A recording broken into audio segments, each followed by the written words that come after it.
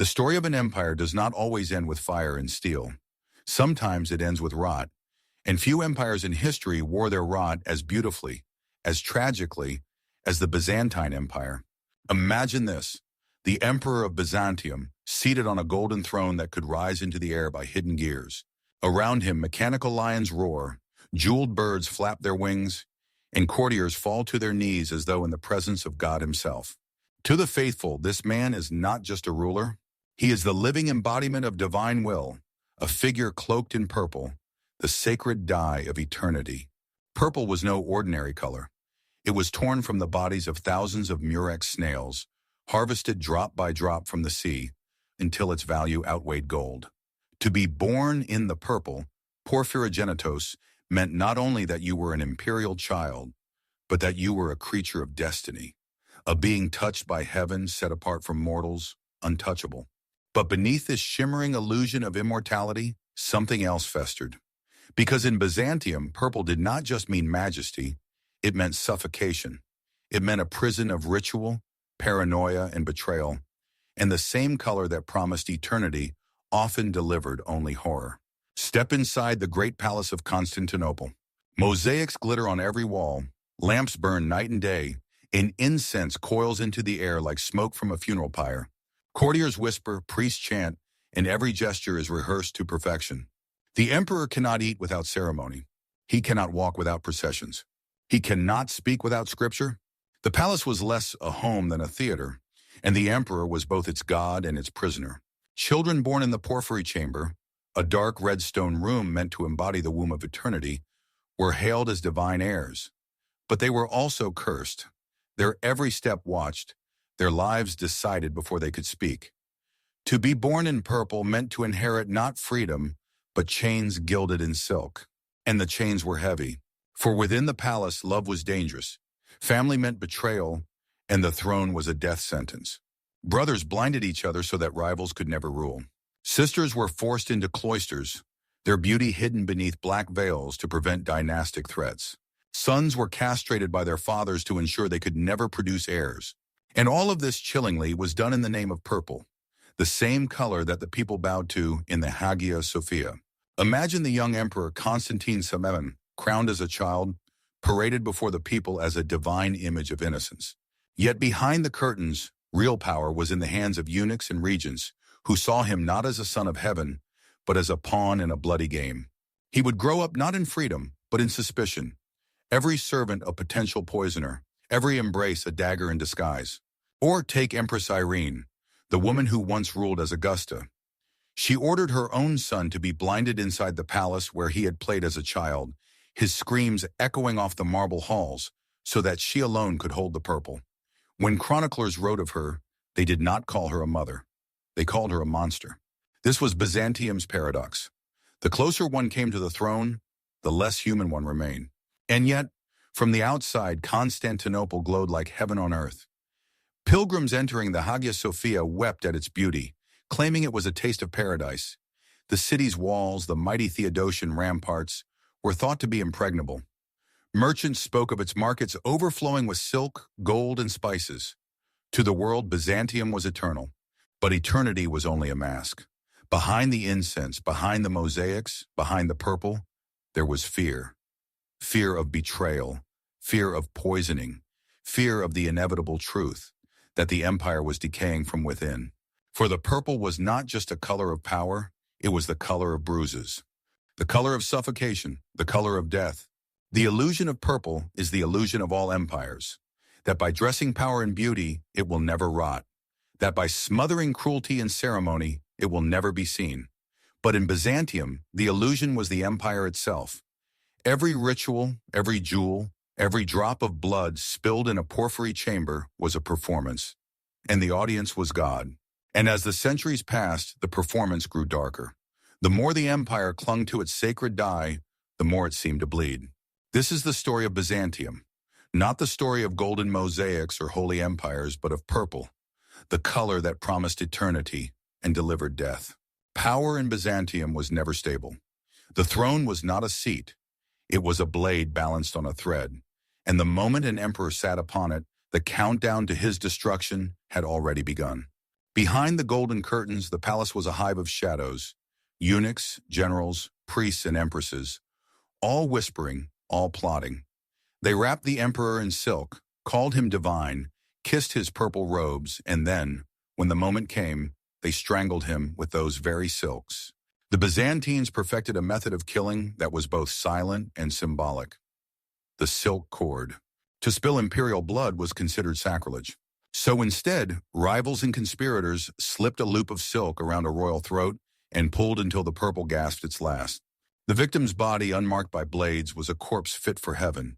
Yet it was the empire's way of hiding murder beneath ritual. The palace corridors echoed with more than prayers. They carried the footsteps of blinded brothers, stumbling in darkness after their eyes were gouged out by knives dipped in vinegar. They carried the silence of castrated princes, their voices forever robbed of power, their bloodlines deliberately extinguished. This was not madness, this was policy. In Byzantium, mutilation was politics. To blind a rival meant stripping him of divine vision. To castrate him was to erase his dynasty from the future. Each mutilation was both punishment and prophecy, the assurance that purple would not pass to another branch of the family. The emperors themselves ordered these horrors, sometimes against their own kin, and yet the cycle never broke, because tomorrow the same fate could await them. The true masters of this stage were often not the emperors, but those who lived in the shadows. The eunuchs of Byzantium were both servants and kingmakers. Castrated as children, robbed of family and legacy, they lived entirely for the court, and that made them dangerous. Without wives or sons to distract them, eunuchs became the empire's sharpest knives. They whispered in the ear of emperors, manipulated succession, and sometimes ruled outright when weak child emperors wore the purple. Their bodies were broken, but their ambition was unchained, and the emperors who mocked them often ended as their victims. One chronicler wrote that in Byzantium, the knife cut deepest when wielded by hands that could never father sons. But eunuchs were not the only shadows behind the throne. The empresses of Byzantium were no less terrifying. Take Empress Theodora, the wife of Justinian, who rose from the filth of Constantinople's theaters to the highest throne on earth. When rebellion broke out in the Hippodrome, Justinian considered fleeing. Theodora, calm as stone, told him, "Purple makes the noblest shroud. Better to die in power than live in exile." He listened, and tens of thousands of rebels were slaughtered in the streets. Or Empress Zoe, who ruled with her sister Theodora centuries later. Married 3 times, poisoned 1 husband, and outlived conspiracies that would have broken any man. Her beauty faded, her face sagged with age, but her grip on purple never weakened. Behind the mosaics of saints in Hagia Sophia stood women whose hands were drenched in blood. And yet it was the children who suffered most. The empire's obsession with legitimacy produced tragedies that even its enemies whispered about. When the Emperor Romanos feared his grandson might threaten the dynasty, he ordered the boy to be castrated before he reached puberty. The child, once destined to be born in the purple, was dragged screaming through the palace, mutilated and left alive, a living ghost of imperial ambition.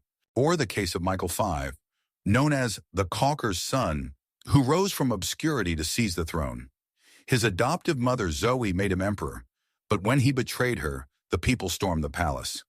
Michael fled to a monastery, begging for sanctuary. Instead, the mob dragged him out and gouged his eyes, leaving him a broken figure crawling in the dust. The Byzantine throne was surrounded by altars, relics, and incense, but it was also surrounded by knives. Every coronation was a funeral waiting to happen. Every feast could be poisoned. Every bed could become a coffin. And yet this was not chaos. It was ritualized cruelty. Byzantium had turned betrayal into an art form. It clothed murder in purple, bathed treachery in incense, and carved its heirs with the tools of eternity. The shadows behind the throne were not accidents of history. They were the empire itself. Because the Byzantine state, for all its wealth and beauty, did not survive on justice. It survived on paranoia. And paranoia breeds monsters. Step back for a moment and imagine the scene.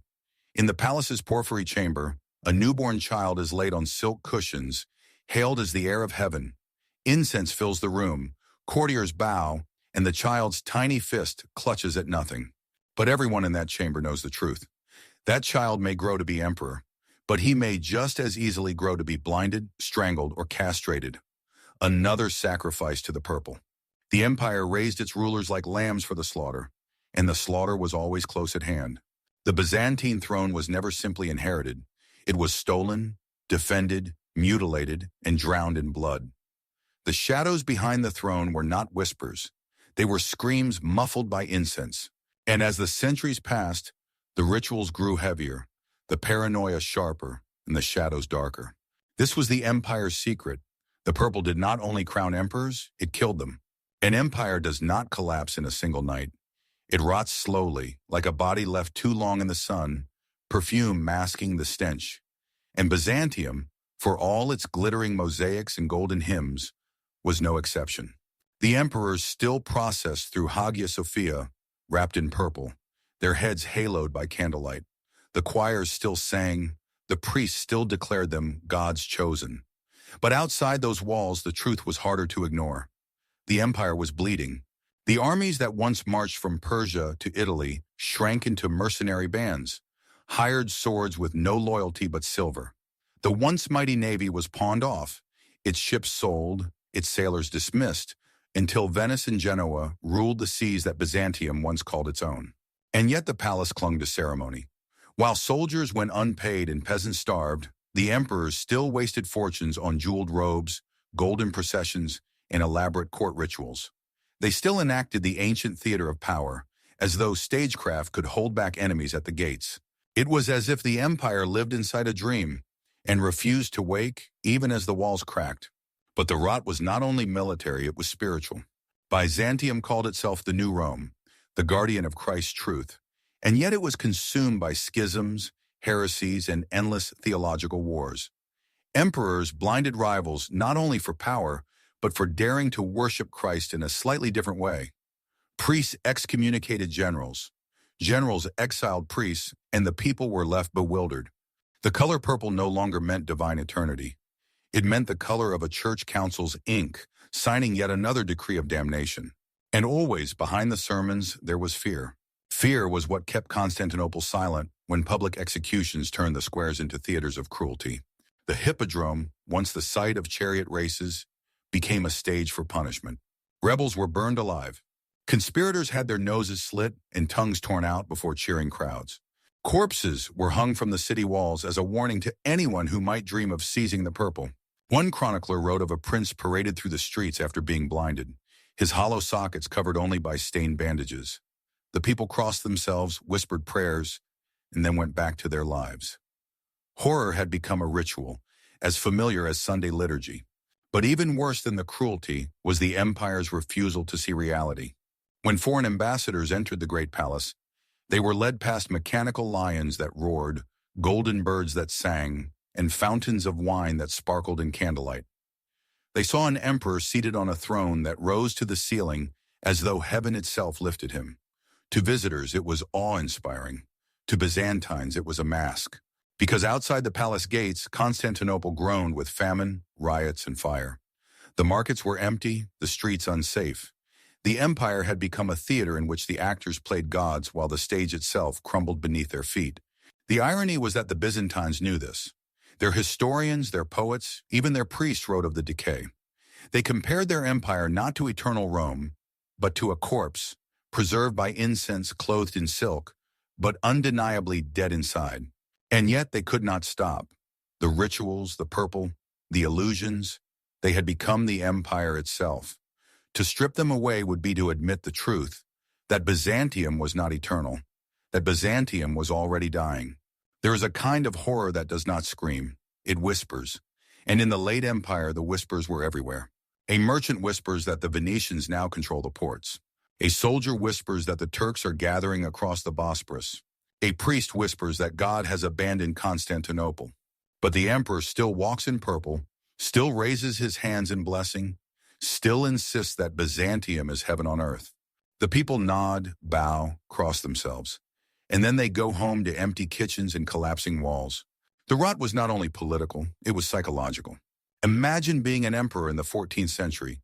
You walk through Hagia Sophia, incense burning, choirs chanting your divinity.